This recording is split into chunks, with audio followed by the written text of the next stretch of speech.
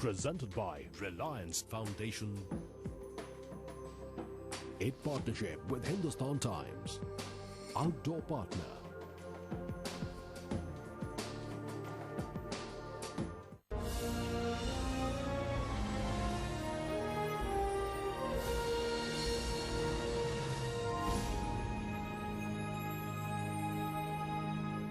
Hello and welcome to Real Heroes 2013 with me, Farah Khan.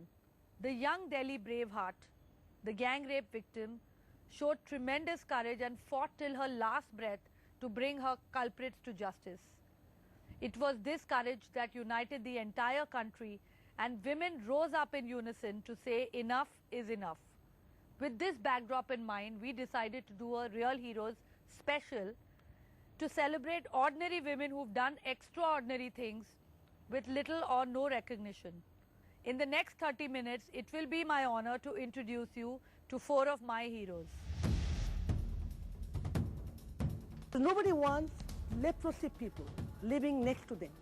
So they've been pushed to no man's land. In one incident, one child's hair got stuck into one of those spinning machines. Due to the force generated, the child's skin got ripped off and she died in 2-3 days. 50 साल में दो सरकार न्याय ले छोड़ा चुप नहीं बैठ आखिर में ये बार तो देना पड़ा उन्हें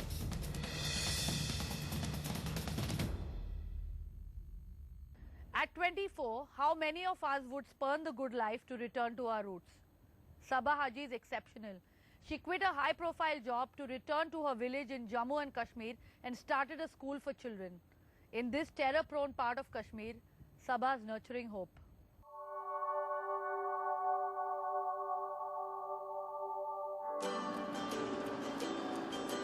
A young content writer and a globe-trotter. Like any other 26-year-old, Sabah Haji loved her comforts and city life. But 4 years ago, Sabah decided to cross over. When the Amarnath riots broke out in my mom's hometown, and my immediate relatives, my immediate family, they were affected, and I was sitting in Bangalore and hearing the news. It was kind of life and death, very dicey, and that was like an immediate, something went off in my mind. I need to go back home. Home is a faraway land. A horseback ride to cross over water pools and rocky terrain, then a 3-hour uphill trek, and you reach a little piece of heaven called Breswana. Sabah's ancestral village in the Doda district of Jammu and Kashmir. Hi ma'am, how are you? I came back in late 2008. Over the winter, the family, my uncle Nasir Haji, he said, let's start a school, a basic school in our own village, because education really changes everything. Let's start from the beginning and get a good quality school going. Sabah decided to pay it forward and started the Haji Public School, or HPS. From 2 rooms at her home, the Haji Cottage, 2 trained teachers and 15-odd students in 2009, Haji Public School now functions out of its own building, and 150 students, children of Bakarwals, the shepherd community, children of farmers, some of carpenters, and some Gujars or the nomads. Children whose ancestors never went to school. This is my first batch, and now they're the senior most in our school. All of these kids they're really, really quiet. They were quiet, shy, they didn't even look up and look at you in the eye or speak to you. In this class is Amjad, he's our head boy. He was in the government school before and he didn't really know anything, didn't speak much. Now he's one of our best students, very good at studies, sports, and very easy to talk to, and that's a huge difference I can see in all of the kids. Apart from learning, the positives of good schooling on children was immediate. Kids like Adil picked up on hygiene, sisters Saima and Asama picked up on discipline. Once introverts, best friends Shabnam and Samira are now high on confidence. Nobody in my family speak English and nobody understand English. When I grow up, I will become a teacher. I learned so much from Haji Public School, Breswana, and when I go from here to home, and I teach him Urdu, Hindi, and EVS. But everything falls by the wayside as Saba faces her biggest challenge, getting teachers to stay. This is Rashida, a teacher at HPS.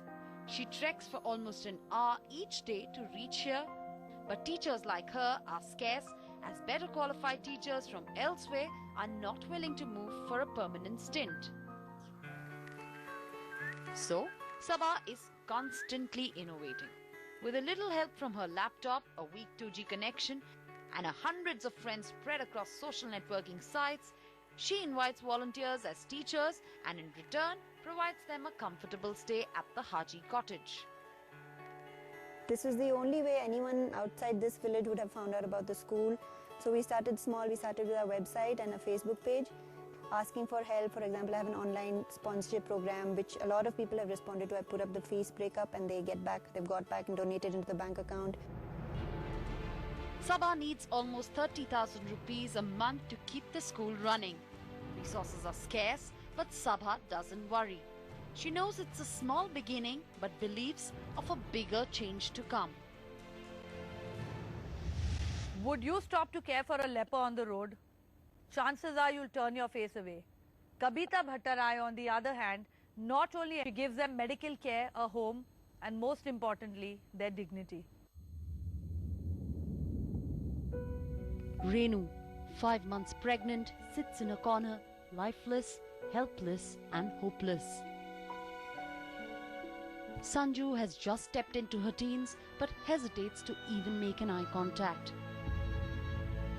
And though Bhagwanti has lived her life, it's been a tough life of a disabled destitute. These are the scarred faces of the Black Plague. The outcome? Sanju is rejected by society, Renu is abandoned by family, and Bhagwanti is forgotten forever. –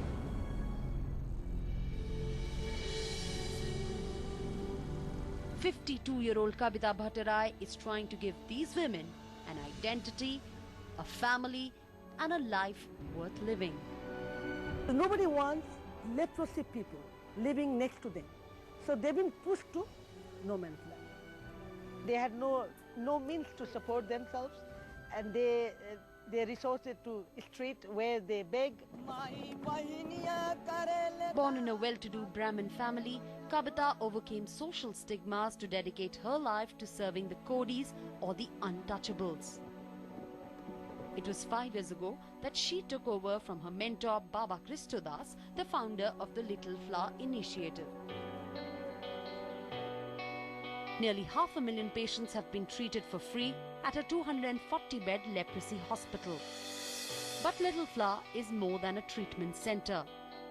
Little Flower provided them support, livelihood and education to their children, and then provided treatment to them. And that's how they got empowered, they recovered themselves. The model Kabita has adopted is quite innovative. The patients get treated, their families work at the handloom units and even the dairy, and their children are educated at the Little Flower School. It's stories of people like Jata Sahai that keep Kabita motivated. As a leper, Jata was ostracized by society, left to beg on the ghats of Kashi. When he first came to Sundarpur, he was just 25. He met Prabhavati, a fellow leper who later became his wife. After 30 years, their daughters have made the parents proud. One a doctor in London, the other a professor in Kathmandu. गांव में लोग घृणा करता था और हम सोचे कि भाई हम जाएं तो कहाँ जाएं, हैं? तो इस समाज में आने के बाद ये लोग अपनाया और सब कुछ किया, पढ़ाया लिखाया लड़का लोग के और ये लोग बाहर भेज दिया. बाहर में वो आनंद से रहता है, हम भी खुशी से रहते हैं. It's not just Jata who's managed to defeat his circumstances. Meet the first batch of lepers who came to Little Flower. While they were given free treatment, they began working at the organization as electricians, wardens, accountants, and some even as doctors. Once they were beggars, once they were unattended for 14 days, and they were rotting and they were decaying. Now, not only they recovered, but also helping other people to save from that situation. And I call them as achiever and donor, from beggar to donor. Kabata knows the next generation of her family here at Little Flower will one day make the initiative financially self-sufficient. But there are hurdles still to overcome. In past, when a leprosy man marries to a leprosy girl, in dowry they get the begging card. And now it's no more. That's a change. This is a small change, but it has to be followed by many big changes. We'll meet more women of courage on the other side of the break. Don't go away.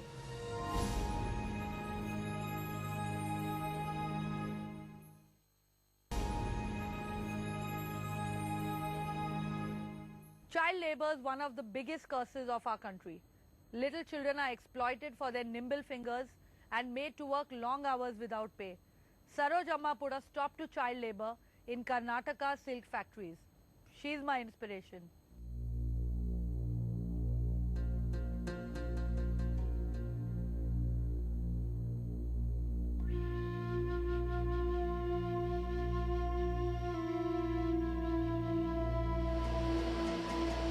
Silk twisting units of Magadhi. Thousands of children put to work for their nimble fingers. They toiled away for long hours, their frail bodies bent over in low-lit factories. Children as young as 6, mostly girls, were working here.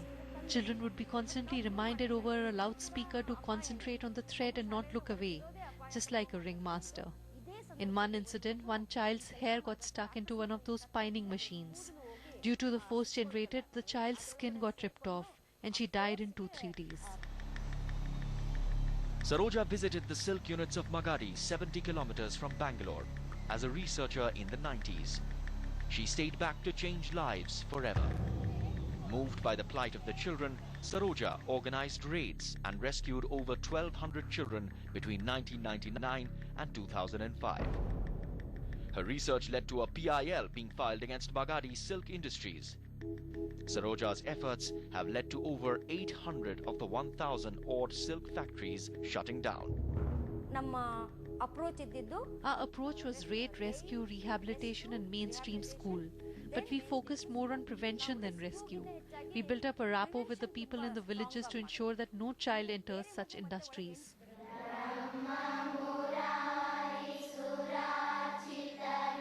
With the realization that the young girls rescued had no homes to go back to, Saroja started Chiguru Bal Vikas Sanstha. The Sanstha is also home to young girls who are being abused as domestic help. The girls lovingly today call her Amma.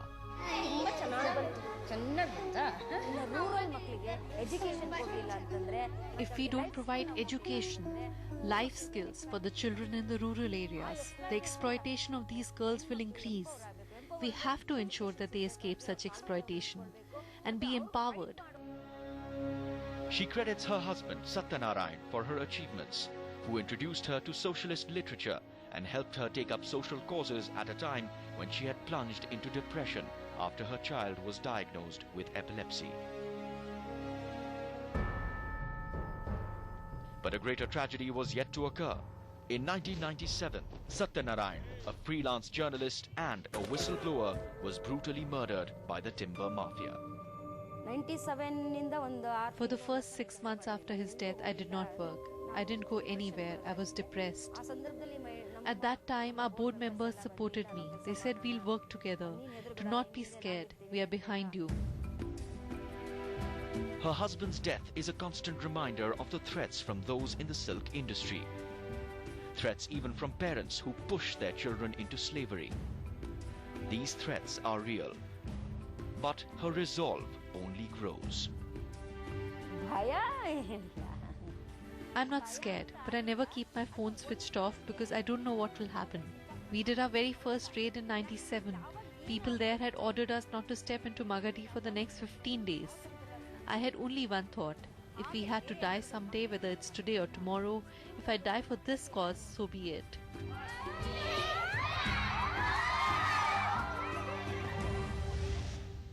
It's a story that evokes empathy, anger and outrage.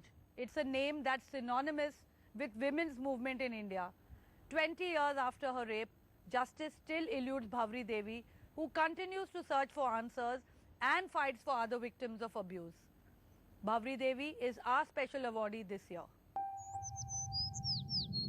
Just a few kilometers ahead of Jaipur, in this nondescript village of Bhateri, everyone knows Bhavri Devi.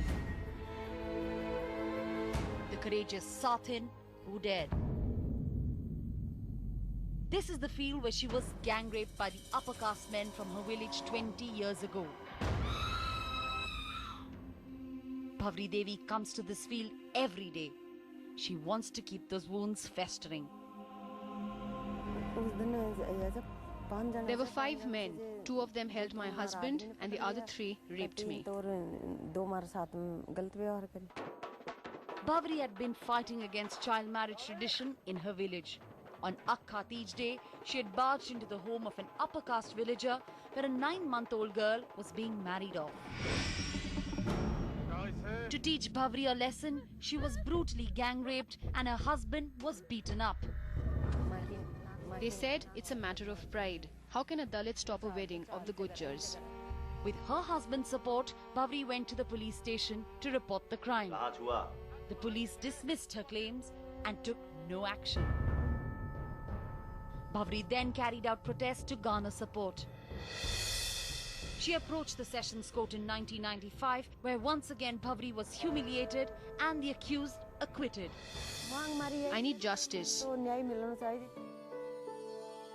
Bhavri's grit led to the other women's organization finally coming out to support her. Led by Bhavri Devi herself, a nationwide campaign for justice followed. Women's group got together and filed a PIL at the Supreme Court.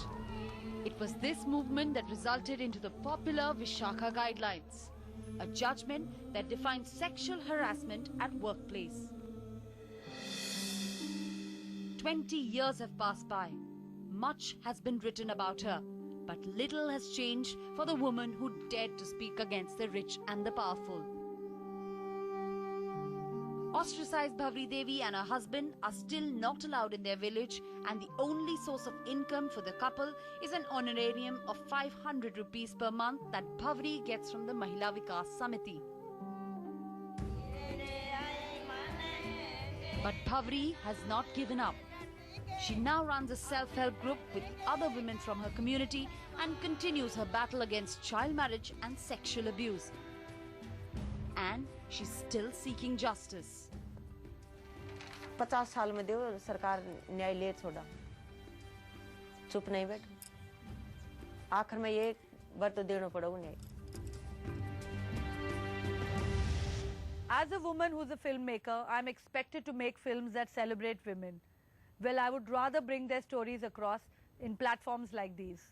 These are real heroes, real women who need to be celebrated in the real world. Log on to realheroes.com and contribute to their work. Thank you for watching us.